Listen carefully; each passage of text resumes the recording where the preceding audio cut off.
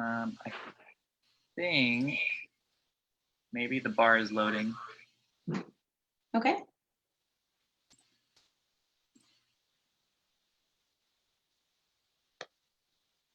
I think we're live at this point. Alrighty. Yeah, I see my post in it. All right. Hey, Hustle Buddies. So we're here with one of our members, Nicole. If you're here, give us a shout out. But yeah, so I wanted to do sort of a quick live video going over basically how to not get banned on Amazon. And if you do get banned, what do you do? So if you guys can see this live video, let me know. I'm still trying to work out all the kinks. There's a chance we're not even live yet. Tabitha, I see you. Okay, sweet. Oh, there we go, sweet. All right, so yeah, so if you guys have questions for Nicole about how to not get banned or what to do if you are banned, feel free to put those in the comment section below. Give us a thumbs up, and we'll try to get to those at the end. All right. So Nicole, can you sort of like introduce yourself for the people that don't know who you are? Sure. Okay. So I have only been doing this for a little less than a month. I was introduced. Oh, you still there? What happened? All right, I can see you. Okay, cool. All right. Anyway, so been doing this for a little less than a month now.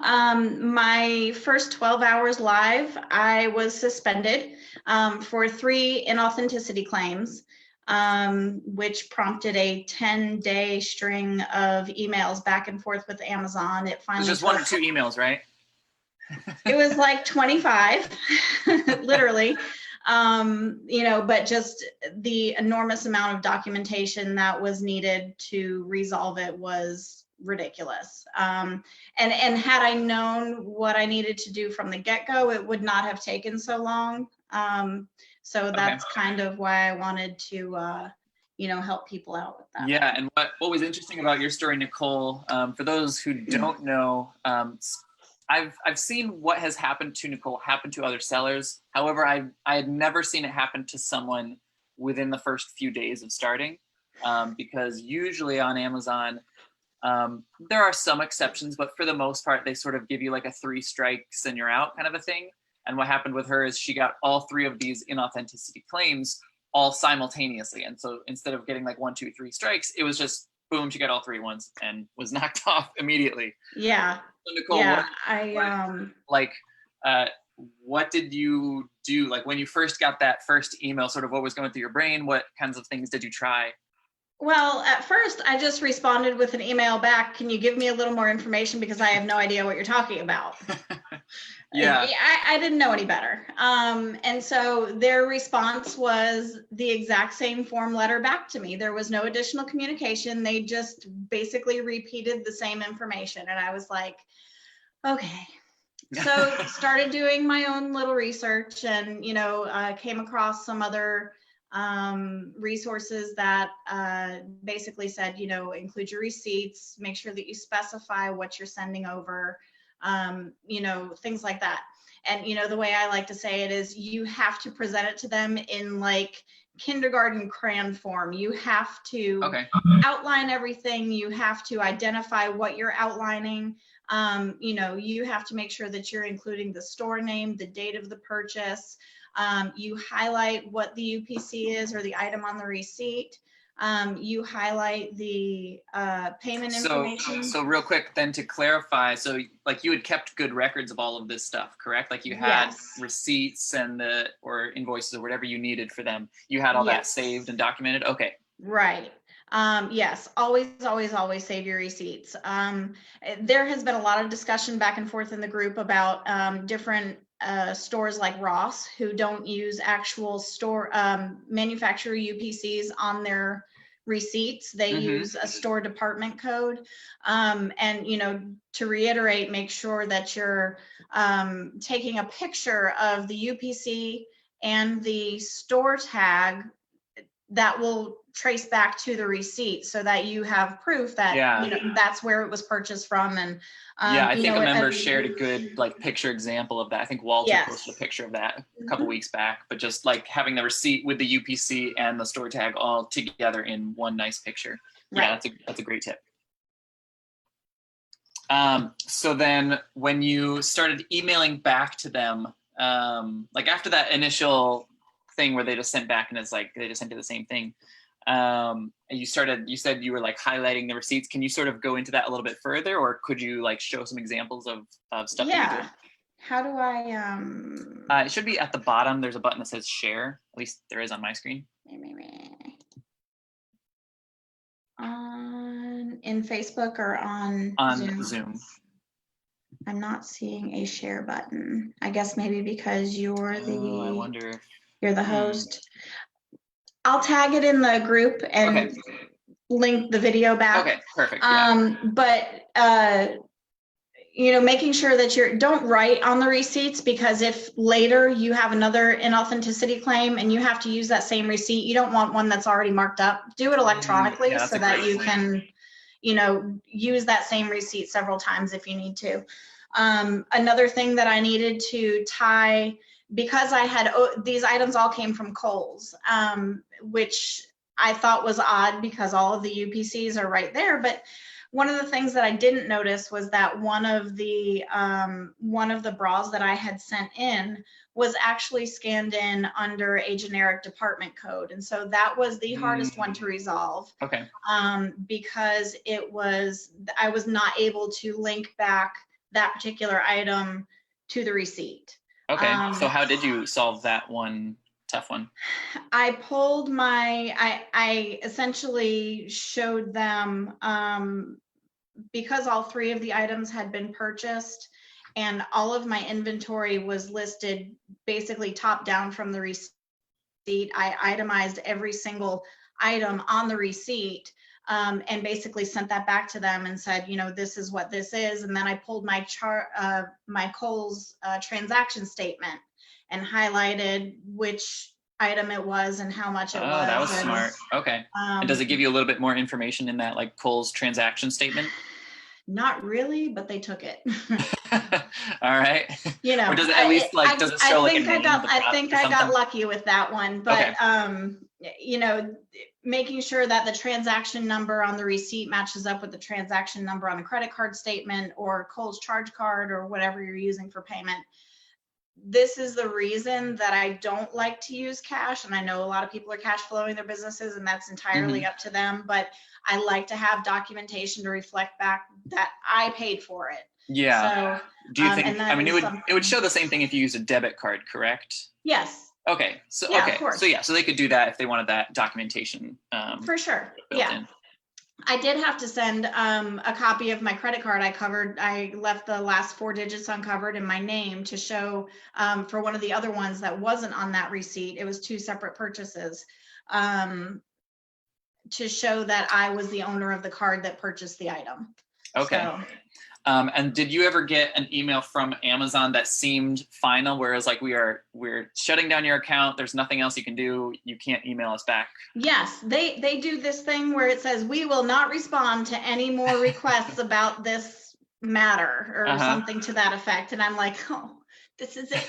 This is where it ends.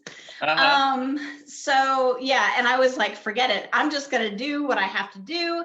Either they'll accept it or they won't. So when you get that message, don't stop responding, because they will continue to respond even though they say that they're not going to. That's just something to kind of make people like just throw their hands up and be done. So I would advise you to have everything together before you send it over, even the first time. I say you only get a certain number of times to, I think you only get like 3 actual appeals. I did all of these interactions within 1 appeal. I didn't go back in and appeal a second time. I just kept the conversation going under that 1 appeal. Interesting. Okay. Yeah. You'll find when your account is suspended, it will give you a screen where you have to input a plan of action. So what is that plan of action? Like, what do you have to do for that? Okay. So I actually detailed this out so that I could explain it fully because All right. it was a little bit complicated. All right, let me bring this over here. Come on. Okay. So plan of action. They want you to identify and acknowledge the issue that caused the inauthenticity complaint. You acknowledge the violation of Amazon's policy that took place. You have to be able to identify what you did wrong so that you know not to do it again. You know how to correct it, you know, everything like that. And it sounds odd, it sounds strange, I know, but apologize. Apologize for breaking their TOS. Even though you didn't really break their TOS. Well, see, and I'll go back to that in a second. But you want to apologize like you were caught by your 5-year-old throwing a piece of their artwork away. Okay. Like just throw yourself out there, you know, at the mercy of Amazon and just say, please, I'm so sorry.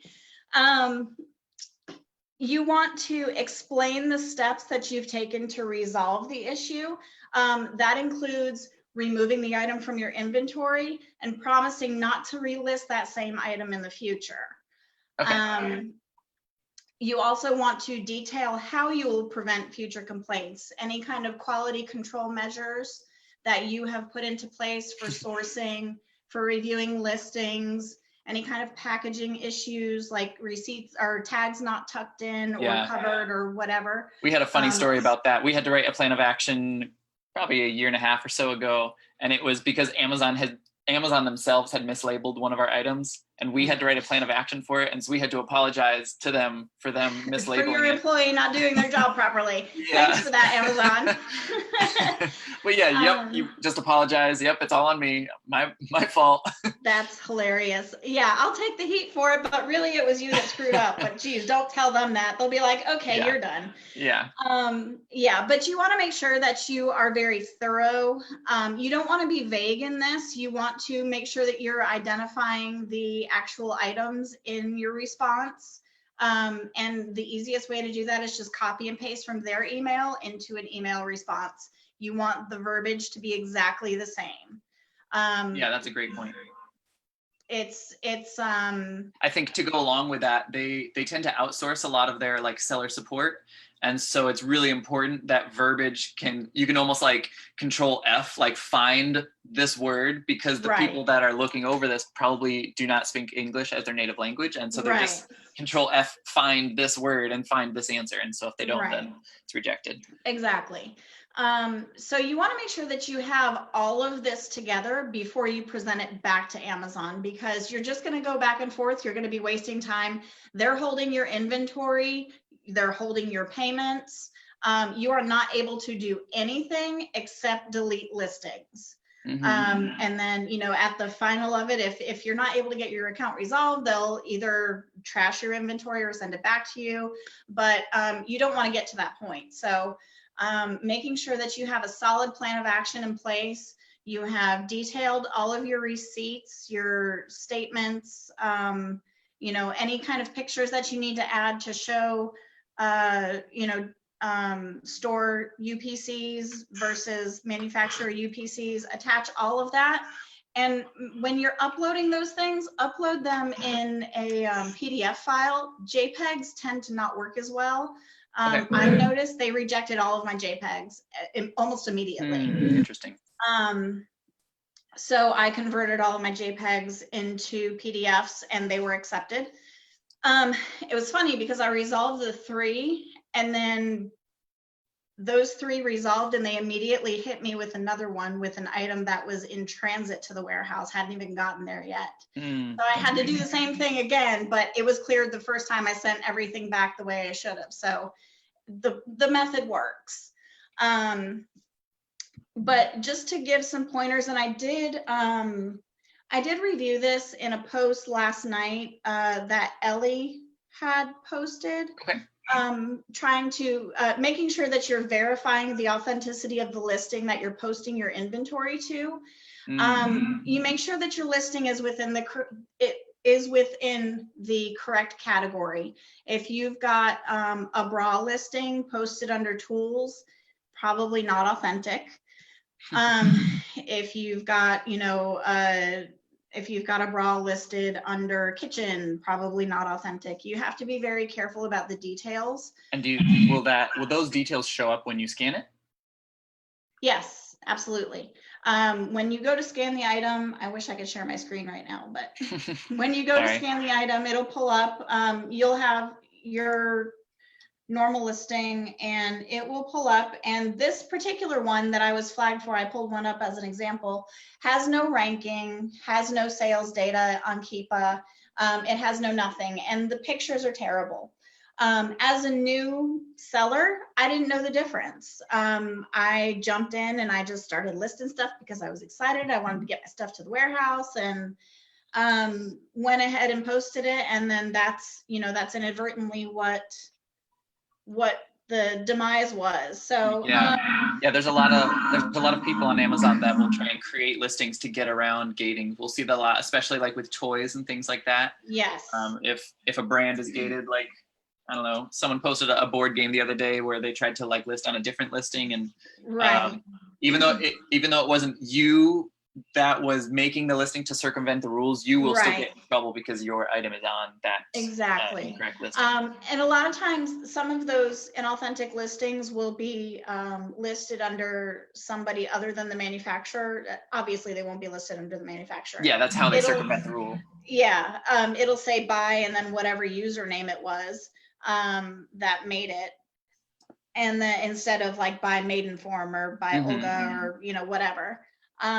So those are some good signs that the listing isn't authentic and you shouldn't put your inventory there. Always check the sales data. If there's nothing, that's a pretty good warning sign that it's not legit. Yep. Yes, I agree. Yep. Always look at Keepa. Yeah, for sure. So awesome. All right. There's a couple questions in chat. Let me see. So this person says, what happens if your account is permanently suspended? Do you just open a new one? So it sounded like, I think I'll touch on that a little bit. So it sounded like in Nicole's situation, they told her that her account was permanently suspended, and they told her that they would no longer communicate with her about that, but she didn't take that as the end of it, and she just emailed them back and just kept bothering them. So in her case, stubborn. What?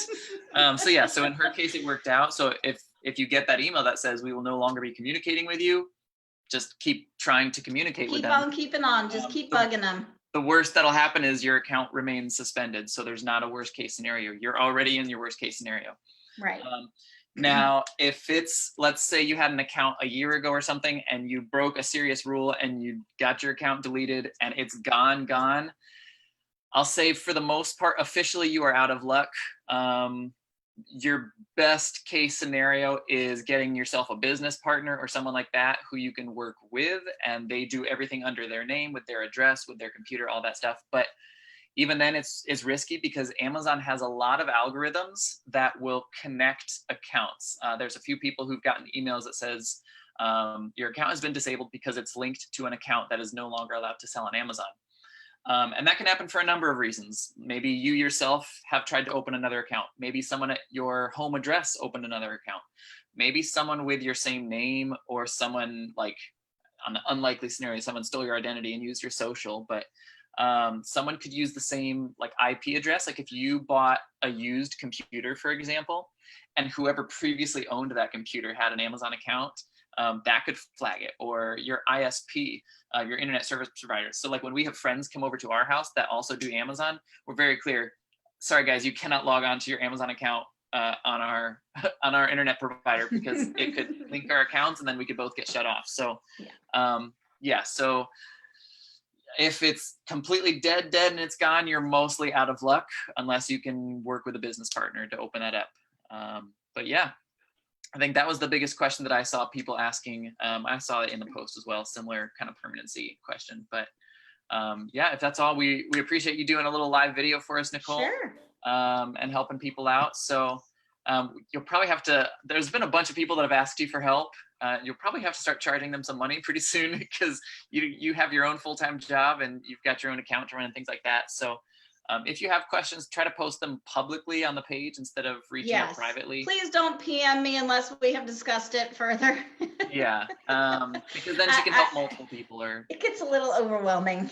Yeah, I know how that goes, having 100 PMs that you're trying to read and respond to all the time. So post and it. I am so active in the group, so I'm definitely going to see your comment. You can tag me, I don't mind. I'll have a conversation. It's easier for me to answer the same question once responding to somebody than it is answering 85 PMs about the same thing. So absolutely.